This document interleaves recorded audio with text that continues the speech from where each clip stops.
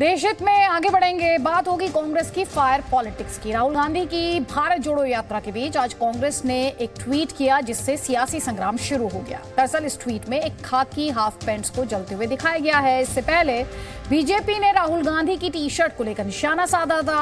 अब कांग्रेस ने खाकी निकर को लेकर संघ पर हमला बोला है। बीजेपी ने आरोप लगाया कि कांग्रेस हिंसक और भड़काऊ राजनीति की राह पर चल रही है। बीजेपी ने कांग्रेस नेता राहुल गांधी की टी शर्ट पर सवाल उठाया तो कांग्रेस ने राष्ट्रीय स्वयंसेवक संघ के गणवेश में शामिल रह चुके खादी निकर को लेकर एक ऐसी तस्वीर जारी की जिसे लेकर सियासी घमासान शुरू हो गया। यह तस्वीर भारतीय जनता पार्टी आरएसएस को रिप्रेजेंट करते हुए कांग्रेस पार्टी ने ट्वीट किया है और इसमें आग जलते हुए दिखाया गया है। आगजनी का दृश्य है ये। दरअसल कांग्रेस के आधिकारिक ट्विटर हैंडल से ये पोस्ट किया गया। इसमें खाकी रंग की हाफ पैंट दिखाई गई, इस पर लाल बेल्ट बंधा है।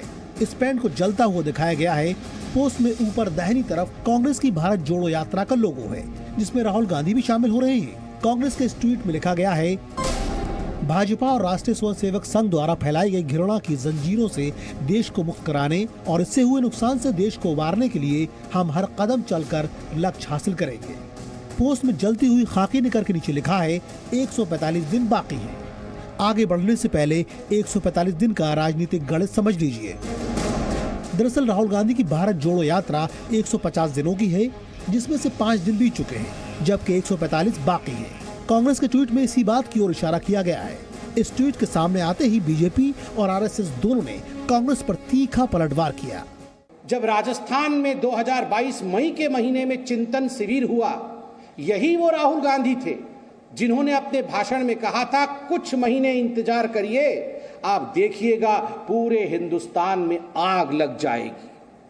ठीक उसी प्रकार 2021 में किसान कानून के संबंध में जब फार्मर्स लॉ का विषय आया था, उस समय भी राहुल गांधी ने भाषण में कहा था कि जब किसान इस विषय में जानेंगे तो पूरे हिंदुस्तान में उन्हें आग लगा देना चाहिए। एक तो हेट्रेड से आते क्या, हेट्रेड वो पाल रखे हैं बहुत पहले से, और उनके बाप दादा ने भी संघ का बहुत तिरस्कार किया। अपनी सारी ताकत के साथ संघ को रोकने का प्रयत्न किया। दो बार भी बिना कारण प्रतिबंध लादे गए, संघ रोका नहीं है, लगातार बढ़ते रहा है। बीजेपी ने कांग्रेस के ट्वीट को लेकर सीधे राहुल गांधी पर हमला किया।